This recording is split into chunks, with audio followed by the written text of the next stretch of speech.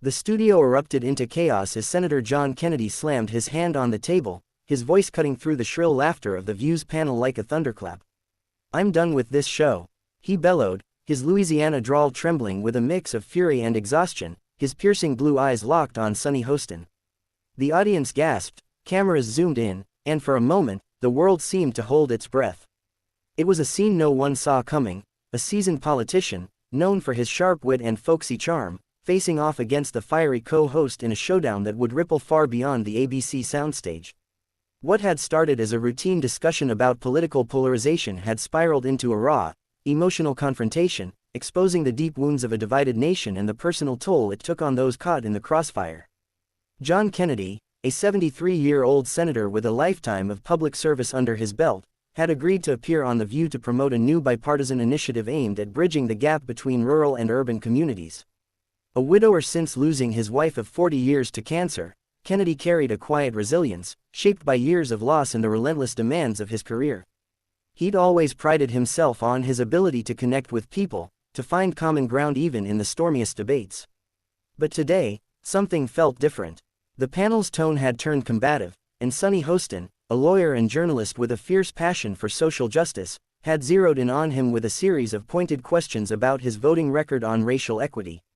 Her intensity was palpable, fueled by her own experiences as a woman of color who'd fought her way to the top, often facing skepticism and bias along the way. The tension had been building for weeks.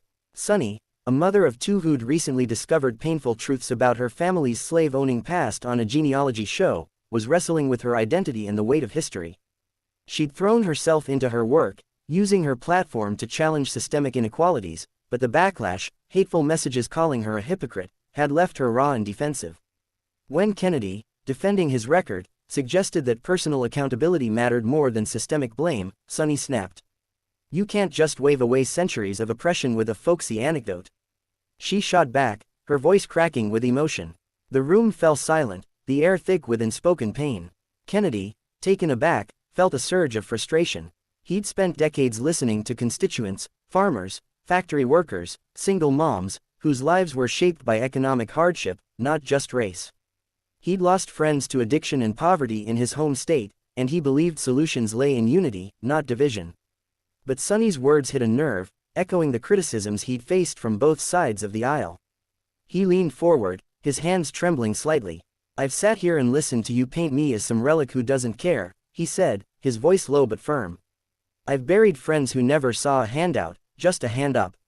You wanna talk history? My family picked cotton too, and we clawed our way out. I'm not your enemy, Sonny, I'm just a man trying to help folks like me." The panel froze, and Sonny's eyes widened. She hadn't expected this vulnerability from the stoic senator.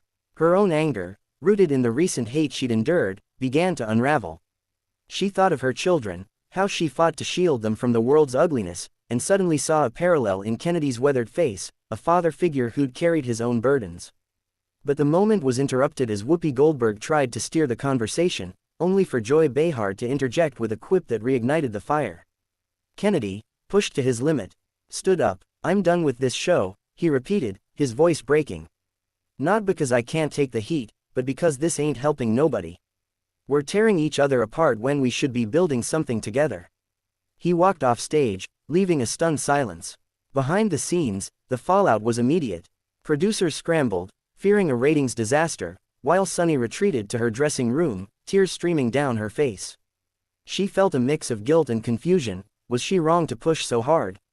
Meanwhile, Kennedy sat in his car, staring at the dashboard, replaying the moment.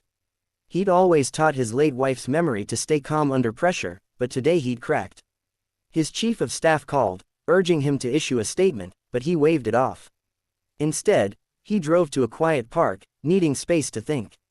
The next day, the internet exploded with clips of the exchange, opinions splitting along predictable lines. Some praised Kennedy for standing up, others vilified him as fragile.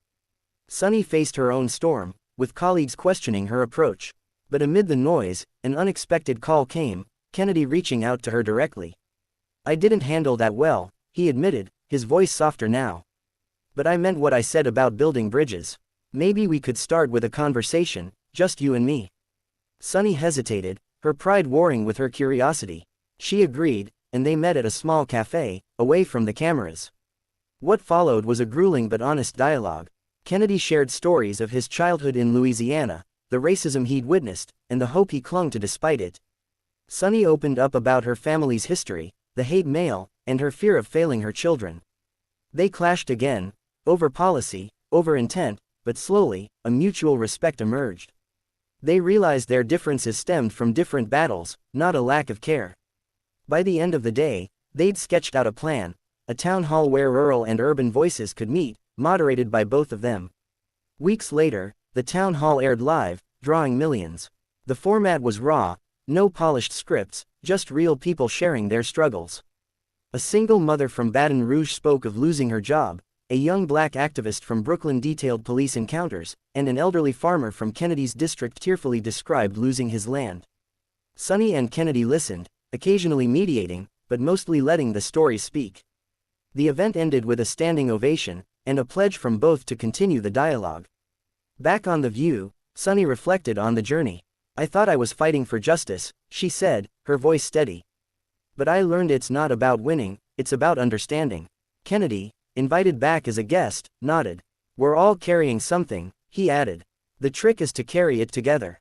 The episode ended with a call to action. Viewers were invited to join local discussions, a ripple effect of that stormy day. The message was clear. Healing begins not with shouting, but with listening, and even the deepest divides can be bridged with courage and compassion.